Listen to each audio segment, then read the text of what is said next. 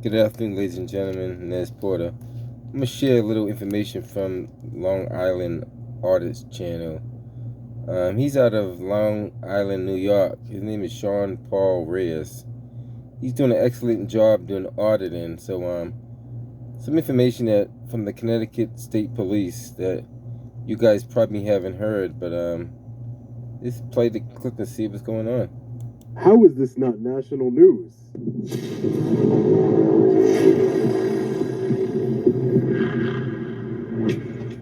Hey, what's up guys? Long Island Audit here, back again with another video.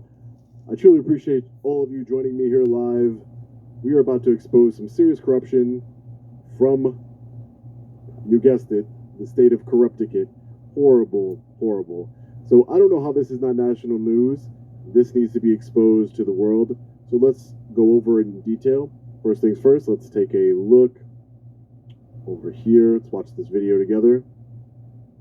Police troopers falsified tens of thousands of traffic ticket records, skewing their data and information meant to track racial profiling trends. It's believed to have happened over an 8-year span across the different troops. Newsday's Eva Zamaris is live now with the latest. Eva. Good evening to the two of you. The report is nearly 80 pages long. In it, researchers say hundreds of state troopers falsified information, and now there's a deeper dive to figure out how and why it happened. A newly released report finding hundreds of Connecticut State Police troopers across districts falsified traffic stop records. This information coming from an audit by researchers on behalf of the Connecticut Racial Profiling Prohibition Project. We believe that the range of over-reported records to the racial profiling system is between 25,966 and 58,553. These researchers reviewed more than 800,000 infractions issued over an 8-year period from 2014 to 2021. They found the number reported to the Racial Profiling Prohibition Advisory Board didn't match those reported to the state court system. Under Connecticut's 1999 law aimed at preventing racial profiling, state and local police are mandated to submit traffic stop data to the state. The report revealed that misreporting skewed this data, making it appear troopers ticketed more white and fewer minority drivers than they really did. So the records that we believe were not valid and where there's a high likelihood that they could be false, they were more likely to be white. But Ken Barone, one of the audit's authors, cautioned they did not try to determine whether the records were intentionally falsified or were wrong due to human error. In a statement from state police, it reads, "The causes of those discrepancies, whether falsified technological or training issues, require further investigation to determine." No one in the public received any fake ticket. There was no infraction ever issued to anyone that didn't deserve an infraction or was alleged to have committed a violation. However, that being said, it's still affecting your data, which is disturbing to me and the state police. State Police Colonel Stavros Malikas says back in 2018, when they identified the falsification of data within their system, they made changes immediately. 2 troopers were disciplined and 2 others separated from the force. And going forward, they have a plan of action. We've updated our system. We put out guidance to our troopers, and we are going to work with you closely to resolve any further issues. We've learned the Office of the Chief State's Attorney is opening an investigation at the request of Governor Ned Lamont. He's really looking hard at numbers in terms of those irregularities, see if there's anything purposeful there or inadvertent. Today, I also reached out to the State Police Union, who says they just got the report. They'll make a statement after they've had a chance to assess the allegations. Eva Zamaris, News 8.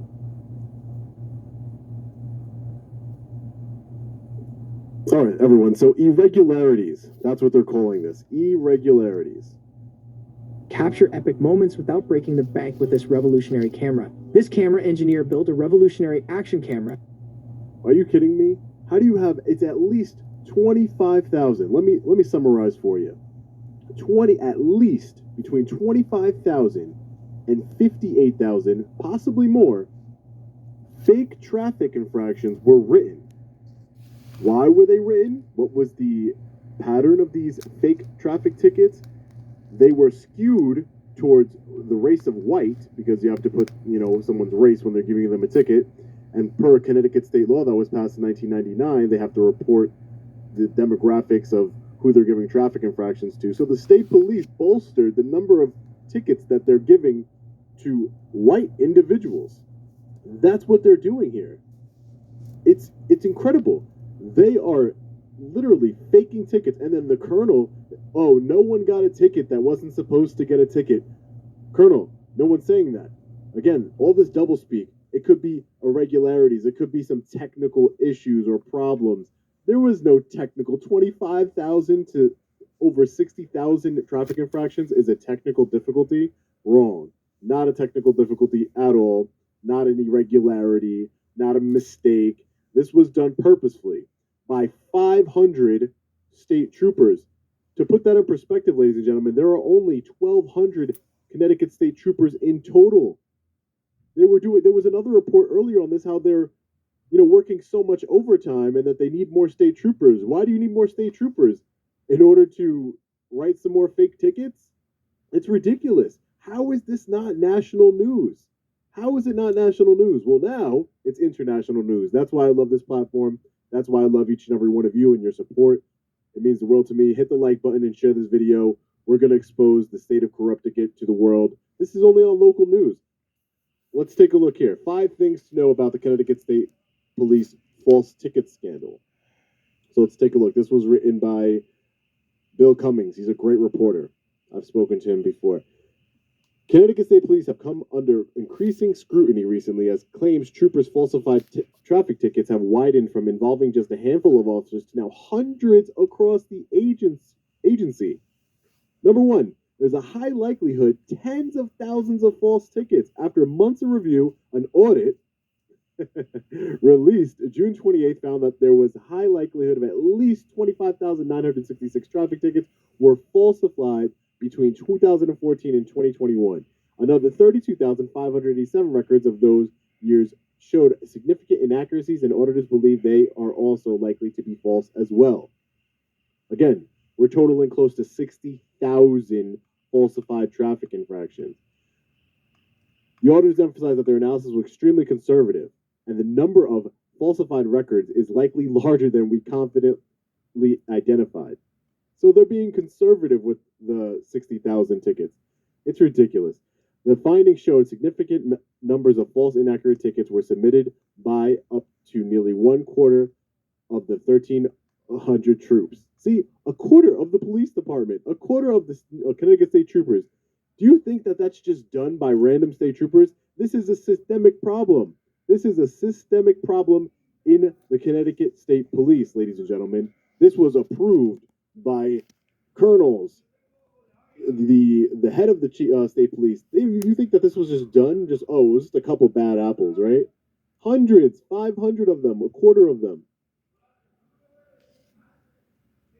So it says auditors caution their review did not attempt to determine if the widespread problems were intentional. Of course they're intentional. No one has this many traffic tickets just made up out of thin air with fake names. Again, the colonel's like, well, we never gave any tickets to anyone that didn't deserve them. Yeah, you just made up fake names. You checked the white box on the ticket, and so you bolster your numbers. It's insane. Still, this report suggests a historical pattern and practice among troopers and constables of submitting infraction records that were likely false or inaccurate, said the 78-page audit by researchers on behalf of the Connecticut Racial Profiling Prohibition Project, a state-funded group that analyzes police citations to determine racial profiling trends. 2, state law violated and other problems. Again, when are our public servants going to be held accountable for these state law violations? We, the people, are held accountable for every little law that we break. But yet, law enforcement is never held accountable. The audit also found that 16,298 citations were never reported to the racial profiling system between 2015 and 2021. So not only are they writing fake tickets, they're not even reporting some of the tickets that were real. So they're underreporting. Number 3, racial profiling data skewed. Auditors say that the misreporting they uncovered had a substantive and statistically significant impact on previously published analysis of racial profiling of police traffic stops in Connecticut. 4, how did we get here? The saga began in 2018 when state police investigators discovered 4 troopers had collectively entered at least 636 fake tickets into the state police computer system over a 9-month stretch to make it appear they were more productive than they actually were. The troopers, who worked for Troop E based in Montville, did so for their own personal benefit to curry favor and perks from supervisors, internal affairs included. While other phony ticket schemes have led to criminal charges against police officers in Connecticut and numerous other states, the 4 state troopers avoided serious consequences even after Connecticut state police supervisors discussed among themselves whether the troopers possibly violated criminal law. Again, this is why this happens. And again, the state troopers, the Connecticut State Police, are the same agency that employs Sergeant Brian Fahey, the lunatic who assaulted me 2 times and ripped the phone out of my hand and broke it one time. Ridiculous. They covered for him and they covered for those 4 officers. They might have been fired, but this is what happens when you don't hold people accountable for their actions, ladies and gentlemen. They go and do it again. And in this case, they do it worse. They found 4 state troopers back in 2018. Now there's hundreds, 25%. Let that sink in. 25% of the Connecticut state troopers are writing fake tickets. The department sustained or upheld internal charges considered to be serious enough to result in the troopers being fired. Of course, they weren't charged. But one trooper was suspended for 10 days, another for 2 days, and the other retired, avoiding punishment altogether. Go figure. The department kept the matter in-house for years until Hertz Media Group unearthed the internal investigation records last summer. Of course they kept it to themselves. Why wouldn't they want the people to know? Ridiculous. It's absolutely ridiculous. Reaction to the coverage was swift. The state's top prosecutor's office announced it was opening a criminal probe, while the Connecticut Racial Profiling Prohibition Project announced it would audit traffic ticket data. The findings of that audit, released June 28th, have cast significant doubt on the statements the head of state police made to Hertz Media last year when he described the false ticket as isolated issue. So reporters asked the head of the state police if this was what's going on here. He says it's an isolated issue. 25,000 to 60,000 fake tickets conservatively is an isolated issue. 25% of the state police, you knew about it. The head of the Connecticut State Police knew about it, 100%. Number 5, what's being done now? The findings prompted an immediate outcry from Connecticut lawmakers. I'm sure they're so upset about it. Who said state police need to be questioned and held accountable. Let's hope that's the case. Connecticut's top prosecution office announced it will be opening an investigation into the audit's findings at the request of Governor Ned Lamont, who vowed to get to the bottom of it, but it urged the public not to jump to conclusions. Don't jump to conclusions. No, don't we dare. This could all be some technical error. It happened before. People weren't punished. They were suspended or allowed to retire in lieu of being fired. No charges were filed. It was an isolated incident. Now, how many years later? 5 years later, let's not jump to conclusions. There's only tens of thousands of fake tickets that were skewed and the white box was checked on them. But let's not jump to conclusions here. Let's investigate it like we were supposed to do last time, but we really didn't because we really don't care. And when they don't care this time, because you know why? Where's the national media? Where's the national media covering this? This is Bill Cummings, who's writing a story about this. That's why it's so important that you guys hit the like button, share this video. We need to expose. We are international media. We the people are all over the world, and we need to expose them. State police said in a statement, once the chief of state's attorney's office completes the investigation, the department's internal affairs will also conduct its own investigation. The same investigation like they conducted into Sergeant Brian Fahey, where he grabbed my shirt because he didn't want me to fall backwards. And he broke my cell phone because he thought it was a taser.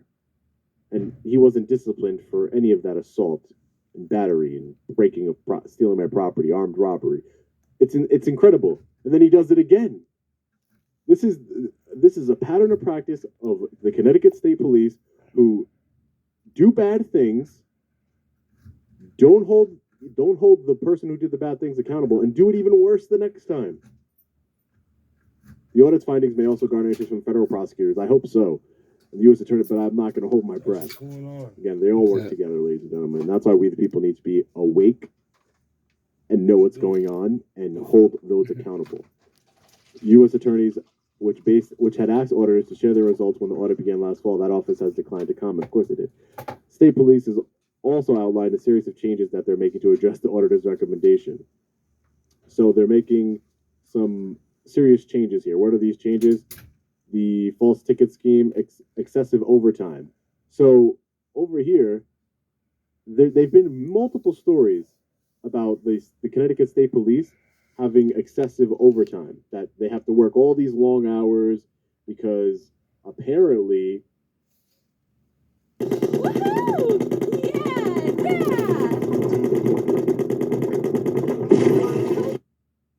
apparently, ladies and gentlemen, they're short-staffed over at the Connecticut State Police. They're short-staffed over there. So they need to hire a lot more troopers. We need to back the blue, support them. Let's use our tax dollars.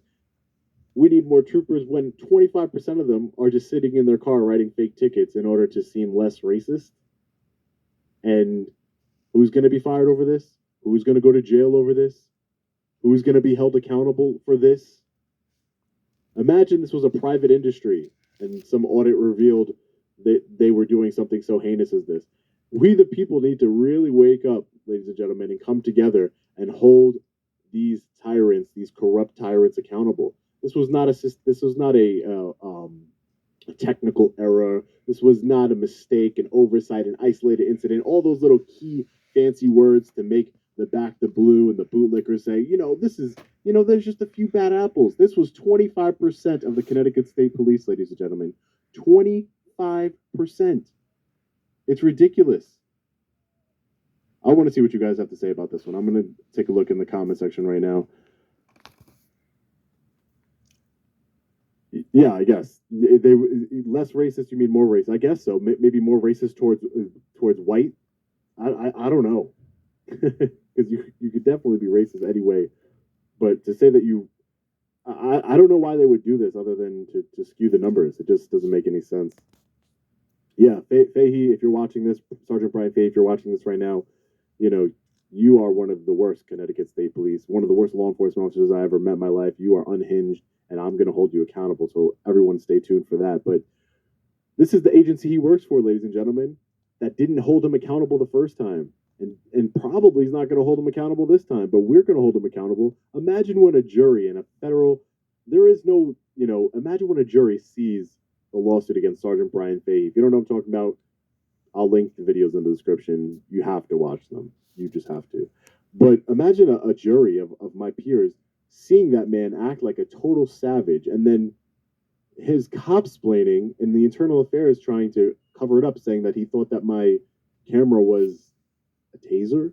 He thought he was just grabbing my shirt violently because he didn't want me to fall backwards.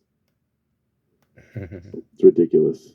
I know you guys have my back. I appreciate it. Thank you so much. Yes, I cannot wait for him to be held accountable either. He will be. I promise you that. If I promise you one thing, he will be held accountable in some shape or form. I promise you. There's no way he can get away with that. Yeah, shame on Governor Ned Lamont. What's going on with him? This could be an isolated incident. Let's not jump to conclusions. I say everybody should just jump to conclusions, because there's no way that tens of thousands of tickets just were falsified and faked with fake names and fake, races all by themselves. They didn't just do that. Again, this was a problem in 2018 when 4 state troopers were caught doing this. Again, do you think that this went from 4 to 25%, 500, hundreds of state police doing this over the last 5 years? No, they were doing it since 2018, except now they're just getting caught again. It's ridiculous. Corrupting it from the top down, for sure. Like I said, guys, it can't be 50,000 isolated incidents, 60,000. Again, they're being conservative. So at the end of the day, we need to hold them accountable. I'm going to be looking into this further. I'm going to be doing a lot of research into this. I'll be going back to Connecticut. We're going to be holding Sergeant Brian Fahey accountable. You can guarantee you that. If you guys have any other ideas, thank you for the super chats. I really appreciate it, Candace. If there was any other ones that I missed, thank you so much. I am a son of a former police officer and a retired Army veteran. I have been raised around police my entire life and still cannot believe the actions of Sergeant Brian Fahey. You know, a lot of people say that to me. There's a lot of law enforcement that reach out to me that say that that man is obviously unhinged. You know, I feel bad for his family, honestly, if he has one. I feel bad for them because that man has serious problems, serious mental problems. He needs help. That's He true. really does. If you haven't seen those videos, you have to watch them. Like and share this video, those videos. We need to get the word out, ladies and gentlemen, because national media, how have you not heard about this? Isn't this story just wild? And how have we not heard about this? It's ridiculous. That's why I make it, yes, he is a ticking time bomb, but this is why I make it a priority to highlight stories like this, that, you know, local reporters like Bill Cummings, who did a great job reporting on this, and the local news stations do report on this. But where is the national media coverage? Just like where was the national media coverage when 20 years ago I'd have been dead with my teeth missing? Or, again, they all work together. It's all one big system, ladies and gentlemen. The mainstream media, the national mainstream media, the government, the federal government. Where is the, you know, there's a civil rights division of the FBI. There's a corruption division of the FBI that can investigate all of this and hold them accountable themselves. And you never see them get involved in any of my cases or anyone else's cases. Why? Because the FBI is just as corrupt as them. It's ridiculous. It's ridiculous. We need to hold them accountable. I need to run for office. You're right. I need to run for office. I need to do something. We need to do something to change. It's ridiculous. But anyways, guys, let me know what you think about this one in the comment section below. As always, stay safe. God bless. I'll see you in the next video. Long Island Audit. Peace. Hey guys, check out the Long Island Artist channel for further details in his other videos. He has plenty of videos out there. He's been traveling all throughout the country, documenting what he sees and doing First Amendment artists out there. He's doing a great job. You got to see the work that he's doing out there. He's been doing it for quite a while now. He's one of the better auditors out there. He's really professional, straight to the point. Alright guys, catch you on the next one. Thank you for watching.